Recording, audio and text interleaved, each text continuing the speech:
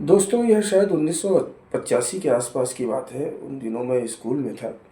एक रोज़ हमारे class teacher ने आकर हमसे कहा कि क्या तुम में से कोई फ़िल्म में काम करना चाहता है? एक फ़िल्म बन रही है। उसके लिए चाइल्ड आर्टिस्ट की तलाश है। ऑडिशन देना होगा। जिसकी इच्छा हो वो अपने घर से पूछ कर बता दे। छत्तीसगढ़ी सिनेमा के दूसरा दौर शुरू होने के करीब 15 साल पहले की ये बात है। हमारे लिए ये बड़ी अजीब बात थी।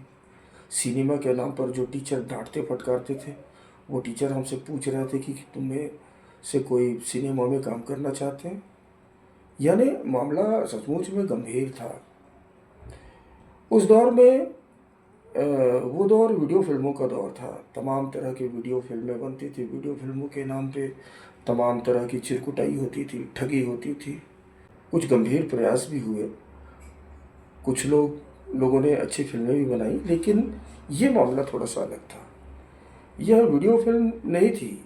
यह एक बड़े पर्दे की फिल्म थी। छत्तीसगढ़ में बननी थी और मुंबई के कलाकार इसमें काम कर रहे थे। हमें घर से इजाज़त मिलनी तो थी नहीं, सो मिली भी नहीं।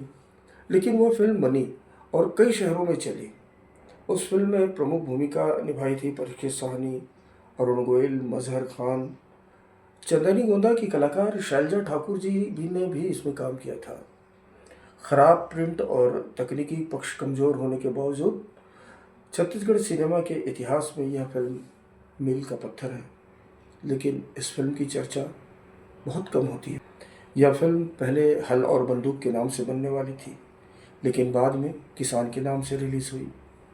हल और बंदूक 1988 में रिलीज़ हुई। यह एक हिंदी फिल्म थी। इस फिल्म में भारतीय किसानों और ग्रामीणों की कठिनाइयों को दर्शाया गया था। इसमें सामाजिक और राजनीतिक मुद्दों को उठाया गया था, खासकर भूमि विवाद, किसानों की दशा। ये सब कहानी के प्लॉट थे। यह फिल्म एक किसान के जीवन के संघर्ष पर केंद्रित थी, जो अपनी ज़मीन और हक के लिए लड़ता है। हल किसान की मेहनत और उसकी आत्मनिर्भरता का प्रतीक था। किसानों को शोषण, सामंतवाद, भ्रष्टाचार के खिलाफ आवाज़ उठाने की प्रेरणा इस फिल्म में दी गई थी। आप में से शायद बहुत सारे लोग ये बात जानते हैं कि परीक्षित साहनी जी बलराज साहनी जी के बेटे हैं। बलराज साहनी जी ने 1957 में फिल्म 2 बीघा ज़मीन की शूटिंग के दौरान छत्तीसगढ़ के बिलासपुर और रायगढ़ के आसपास समय बिताया था। इसके अलावा वे भिलाई स्टील प्लांट से भी भावनात्मक रूप से जुड़े थे। उन्होंने मजदूरों और श्रमिक वर्ग के जीवन को बहुत करीब से देखा था। बलराज साहनी एक समाजवादी विचारधारा के व्यक्ति थे। उन्होंने भारतीय श्रमिक वर्ग के संघर्षों पर आधारित लेखन और अभिनय किया। उनके विचारों और फिल्मों ने भारतीय मजदूर वर्ग की परेशानियों को उकेरा, जो छत्तीसगढ़ जैसे औद्योगिक श्रमिक बहुल राज्यों से मेल खाता था। भिलाई के वरिष्ठ पत्रकार और शोधार्थी मोहम्मद जाकिर ये बताते हैं कि बलराज साहनी एक बार 2 दिन के लिए भिलाई आए थे। तब उन्होंने यहाँ कई कार्यक्रमों में हिस्सा लिया। आज़ादी के बाद छत्तीसगढ़ के भिलाई में रूस के सहयोग से भिलाई इस्पात संयंत्र की स्थापना हुई थी। भविष्य के भारत के निर्माण के लिए यह बहुत महत्वपूर्ण घटना थी। भिलाई को भारत का औद्योगिक तीर्थ कहा जाता था। तो दोस्तों, समाजवादी बलराज साहनी जी तीर्थ यात्रा पर यहाँ आए थे। बलराज साहनी जी ने 1 नवंबर 1965 की शाम को भिलाई में एक बहुत महत्वपूर्ण कार्यक्रम में हिस्सा लिया।